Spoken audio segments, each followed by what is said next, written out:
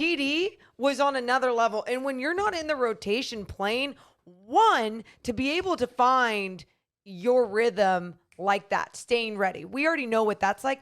But you guys, how many times do we talk about like how hard it is to stay ready for NBA minutes and to play as many minutes as he did? He ended up playing 30 minutes, okay, after not even being in the rotation, finishing with 21 points and 7 rebounds. And I love the 7 rebounds because even that, and 2 steals. and 2 steals. Oh, and 2 steals. But the 7 rebounds, dudes, it just should, like, that is that effort of crashing boards, making the decision to make sure that you are doing the right thing, putting a body on someone, going after the ball. And Terence Davis was doing so many things right tonight. He earned those minutes. These are the moments that I'm just always like, man, I wish he could be playing more. But you also understand they have depth. They have a lot of good guys to be playing out there. Well, when he plays like this is what Mike Brown wants out of him. Like making the right decisions, playing with pace, attacking, not making mistakes defensively. I think that's probably what irks Brown the most when it comes to Terence Davis. Correct. Is if he falls asleep defensively.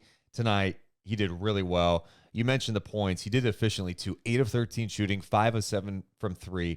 And I thought he set the tone. All of a sudden, the Kings were down 27-17. They go on a 15-0 run. And then they lead at the end of the first, 37-33. Mind you, it was 27-17 with like 4-ish to play in the first quarter. So they went on an all-out blitz because of that shooting. And the shooting was tremendous. But to me, it was just because of how well the Kings were moving, too. I mean, how many times Sabonis goes out there, gets a rebound, pushes, drops it right behind him. Just this nice bounce pass, and then these guys are just walking in the threes. I do want to go back to Terence Davis for a second because you're talking about staying ready, and I do feel like, although we've mentioned it before throughout the year because it seems like the Kings have many guys who just, like, they get their opportunities, like, oh, well, here they are. Yeah. I don't think people realize how challenging that is. And it's one thing you're winning and stuff, but like TD's going, dude, I've dropped 30 in a game on TNT before this year in a win. Yeah. I've had big moments, and then you're just chilling on the bench for a long time.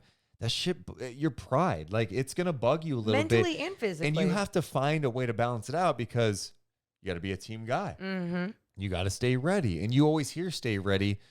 He deserves a lot of credit. I'm sure he hasn't been happy all the time about it. You shouldn't be happy when you're not playing. You should want to be out there and be competitive.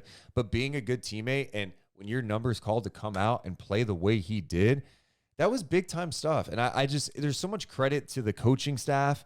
Yes. And the players. Yes. Because if there's not a buy-in or trust between those, like the coaches and players, then you're not going to have that type of buy-in. You're going to have guys pouting on the bench. That's exactly. I mean, Deuce, you throw around the word culture even. And I think when you're in the right workplace, when you're part of the right team and everyone understands and truly believes like, hey, our ultimate goal is to win. If you win, I win. And there's always going to still be egos and people that go, well, I still think I'm better than so-and-so, so I'm going to keep working my butt off to get here instead of there.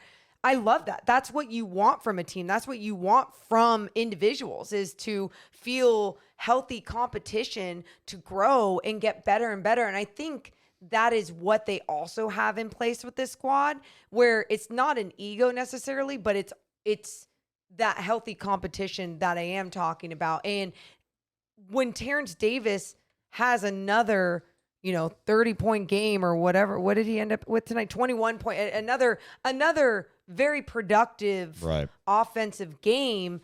Like, you do believe that you should be in the rotation, and somehow you have to get to a spot mentally to be like, but I'm okay with just being a part of this winning squad and knowing that I am a huge part of why we are winning. He was big tonight for them. I mean, I think he is the reason they got back to the game so fast with the energy he came in and provided.